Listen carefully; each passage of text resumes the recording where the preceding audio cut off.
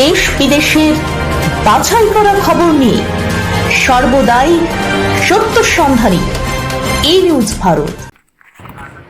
নমস্কার, ই নিউজ ভারতে আপনাদের সকলকে স্বাগত। শুরু করছি ওয়েদার আপডেট।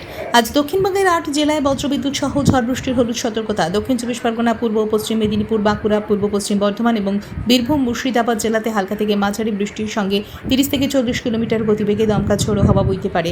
বাকি জেলাগুলিতে বিক্ষিপ্তভাবে হালকা বৃষ্টির সম্ভাবনা। সোমবার থেকে ভারী বৃষ্টির হলুদ সতর্কতা উত্তর চব্বিশ পরগনা, নদিয়া, মুর্শিদাবাদ এই 3 জেলায়। বিক্ষিপ্তভাবে ভারী বৃষ্টির সতর্কতা থাকবে সোমবার থেকে। বাকি সব জেলায় হালকা থেকে মাঝারি বৃষ্টির হলুদ সতর্কতা।